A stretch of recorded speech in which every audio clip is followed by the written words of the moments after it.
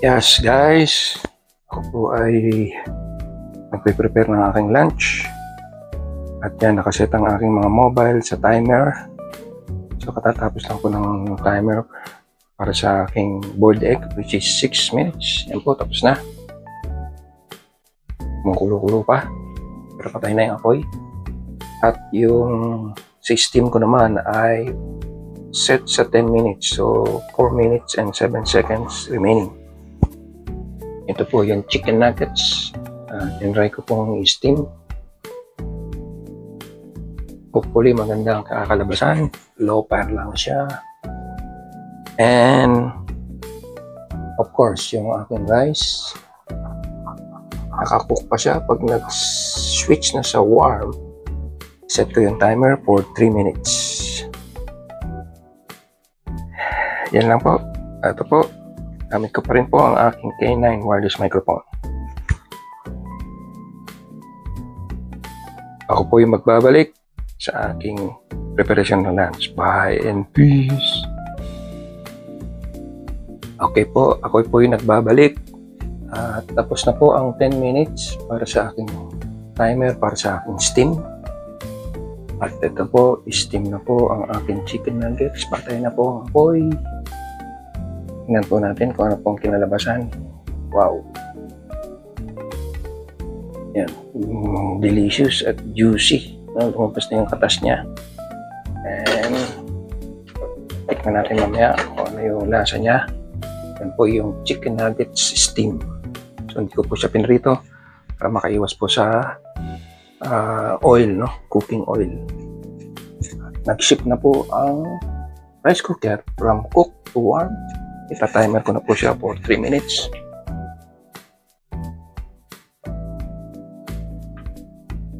Start the timer. Yan po. And of course, gamit ko pa rin po ang K9 wireless microphone. Murang-mura lang po to. Ako po yung magbabalik. Bye and peace.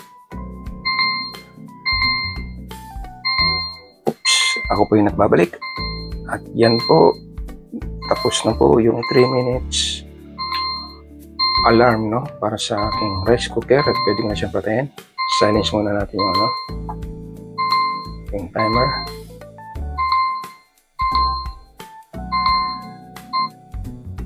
Okay. And okay. Okay na to. Tama na to. Tanggalin na natin saksakan. Tingnan natin. Yun. Perfect. Hindi masyadong tutong yung ilalim. Pag 5 minutes, natututong yung ilalim. And of course, yung boiled egg.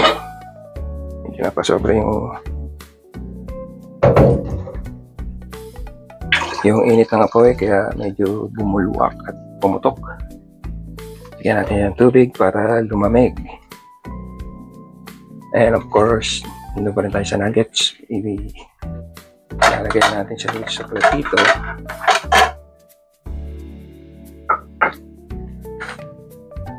And of course, gamit ko pa rin ang K9 wireless microphone. Yan.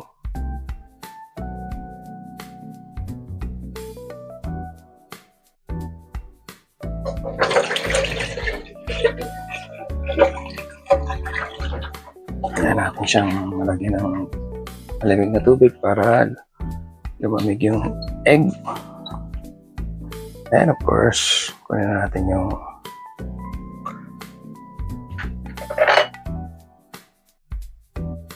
steam na nuggets. Yan.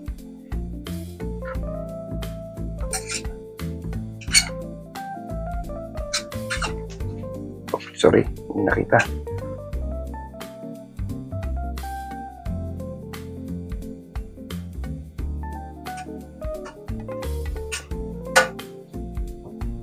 Lumabas talaga yung katas niya and juicy na siya. Yeah.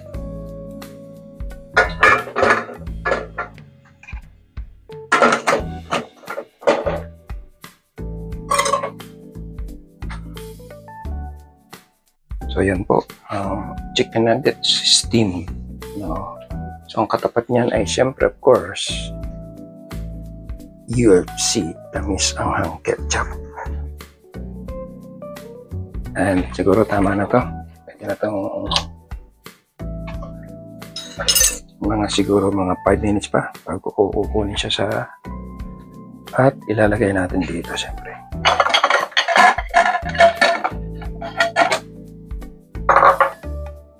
Pwede na siguro ito. Pwede na.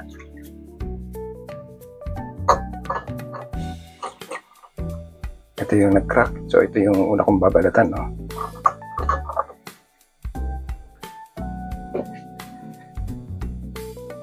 Kunan natin to. And i-prepare natin ang ating camera para sa pagbabalat.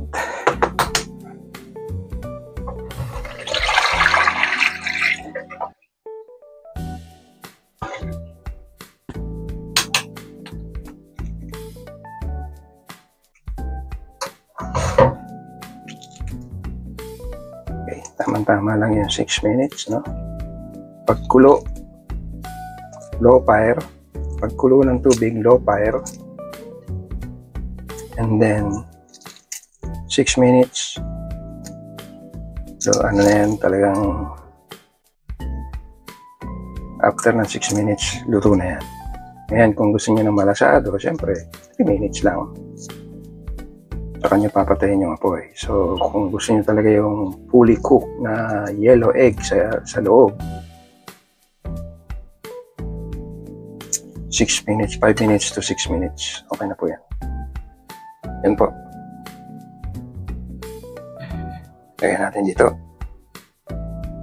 Yan ang aking magiging lunch. And magbabalik po ako para sa aking lunch break. Bye and peace. Hello po. Ako'y nagbabalik.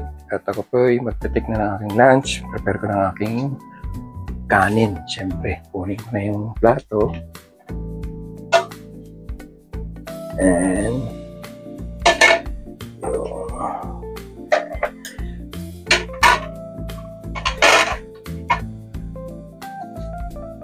of course,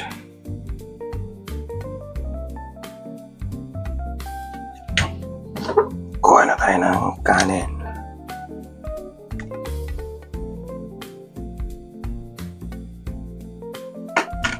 So, makikita niyo po, kalahati lang po nito.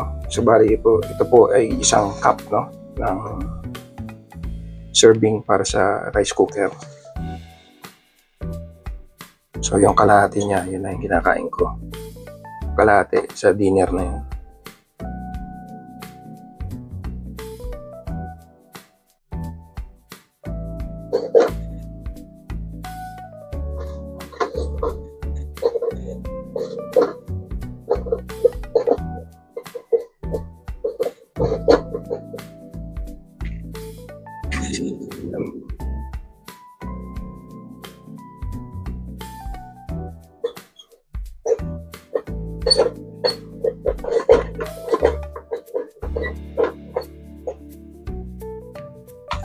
So ito na po yung rice ko for my lunch and yung kalahati.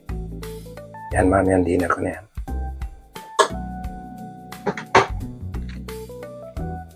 Okay, talihan natin dito sa ating lamesa. And tara, kain na tayo.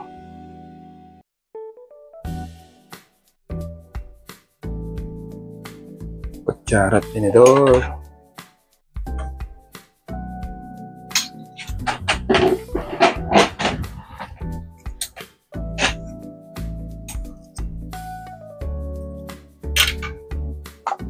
And of course, UFC tamis anghang banana ketchup.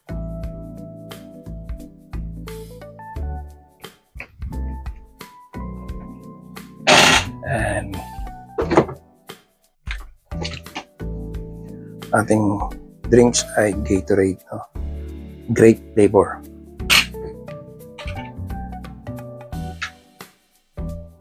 Tikman mo natin yung nuggets.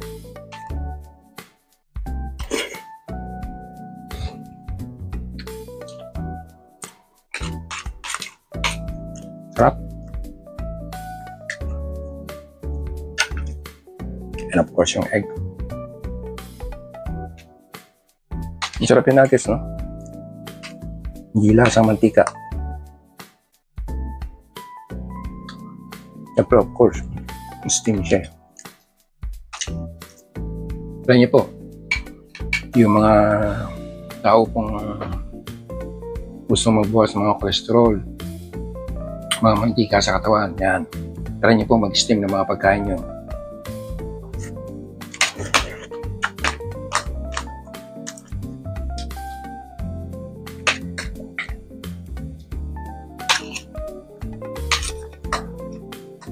Nakakaiwas po kayo sa sakit.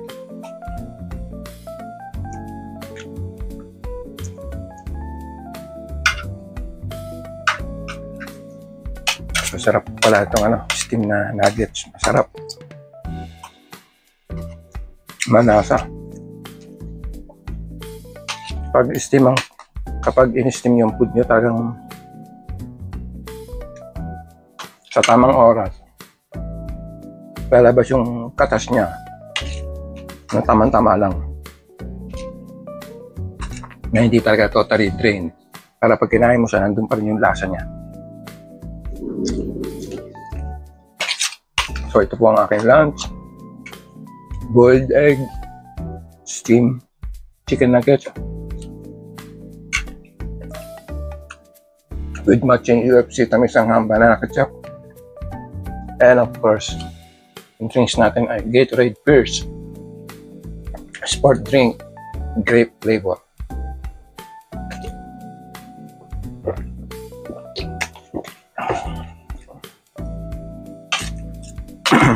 So hindi ko naman masabi itong healthy lifestyle food, pero compared sa mga kinakain ko before,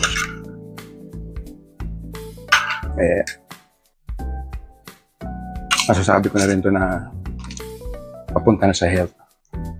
Good health.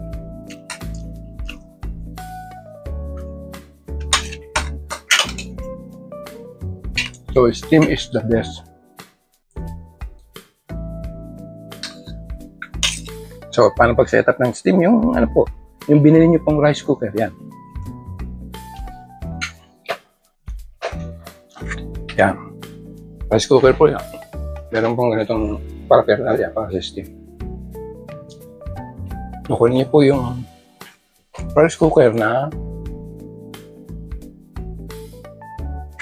merong steam aparato.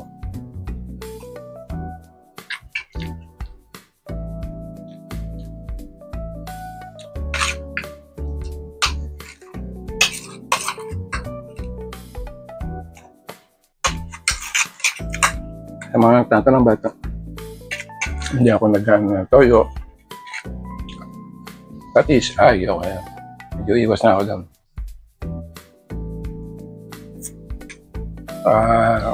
May konting anghang yung ketchup, pero kumpara sa toyo at saka patis, suka, mas the best tong ketchup.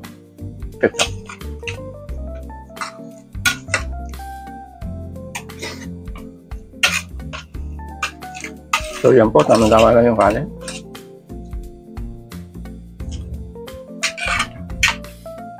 Naluto ko ng kanin. Yung serving cup ng kasama doon sa rice cooker na binili nyo, yun lang. Isang cup lang. No? Solve na sa akin yan.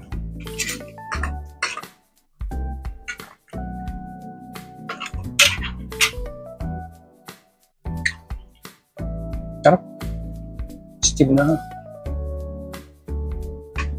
Masarap pala itong steam na chicken nuggets. Delicious.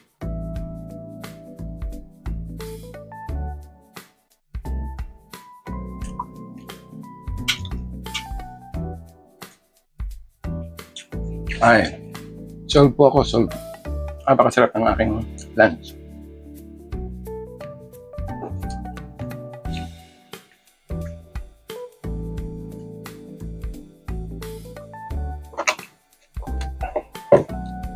Thank you po sa pagsama. sa akin, magmula nung prepare ko yung aking mga food hanggang sa pagkain. Maraming salamat po sa pagsama sa akin. Ako po ang inyong lingkod, Techers Vlog. Magbabalik po. See you on my next video. Bye and peace!